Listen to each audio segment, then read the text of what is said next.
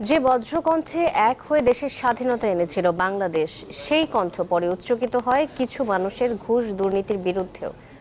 বিশ্লেষকরা বলছেন, ঘুষ দুর্নীতি নিয়ে বঙ্গবন্ধুর বোঝাপড়া ছিল খুবই স্পষ্ট। তারই আদর্শের বর্তমান শাসক দলের কিছু মানুষের ঘুষ দুর্নীতিতে নিমজ্জিত হওয়াকে অনভিপ্রেত বলছেন প্রধানমন্ত্রীর একজন উপদেষ্টা। আরিফুল সাজ্জাদের প্রতিবেদন।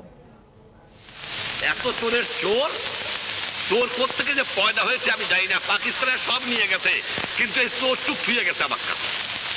এই চোর নিয়ে গেলে আমি বাঁচতাম। স্বাধীনতার পরপরই সারা দেশে ছড়িয়ে পড়ে এক ধরনের সন্ত্রাস। এর চেয়েও সম্ভবত বড় সমস্যা হিসেবে দেখা দেয় ঘুষ দুর্নীতির মহামারী। আমার কৃষক দুর্নীতিবাজ না, আমার শ্রমিক না, তা কে? ঘুষ খায় কারা?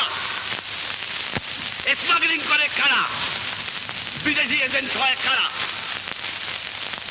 বিদেশে টাকা চালান দেয় কারা? ভোট করে কারা? এই আমরা যারা শতকরা 5 জন শিক্ষিত লোক, এই আমাদের মধ্যে ঘুষখোর দুর্নীতিবাদ, এবং আমাদের চরিত্রের সংশোধন করতে হবে, আত্মসমালোচনা করতে হবে। বঙ্গবন্ধু খুব সহজেই বুঝেছিলেন দুর্নীতি বা অপশাসনের মূল ছড়িয়ে আছে কোথায়। ৭২ পরবর্তীতে বিভিন্ন ভাষণে প্রশাসনের সবাইকে তিনি মনে করিয়ে দিতেন কিভাবে দেখতে হবে বাংলার মানুষকে। 4 টাকায় ইঞ্জিনিয়ার সাহেব, 4 টাকায় ডাক্তার সাহেব, 4 টাকায় অফিসার সাহেব, 4 টাকায় রাজনীতিবিদ সাহেব, 4 টাকায় মেম্বার সাহেব, 4 টাকায় সব সাহেব। আপনি দিচ্ছেন কি ফেরত দিচ্ছেন?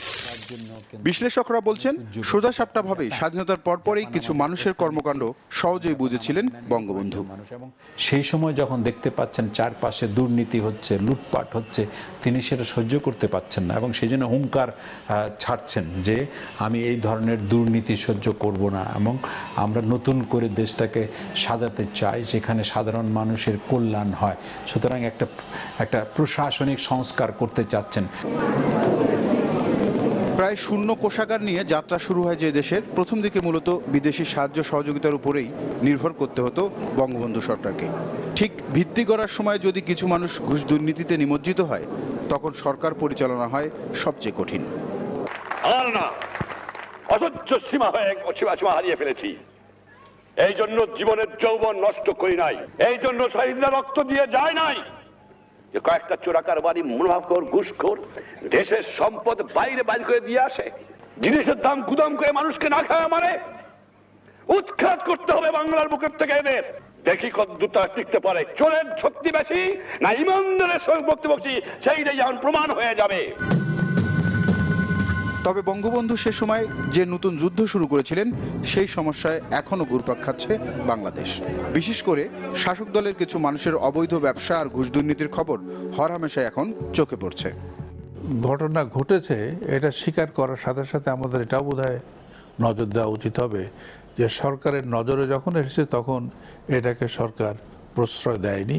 এই যে প্রকাশের সাহস এবং মানুষকে জানানো যে আমার দলের ভিতরেও অনেক সময় খারাপ কাজ হচ্ছে, এইটাই হলো আমাদের খারাপ থেকে নিজেদেরকে দূরে রাখার একটা বড় উপায়।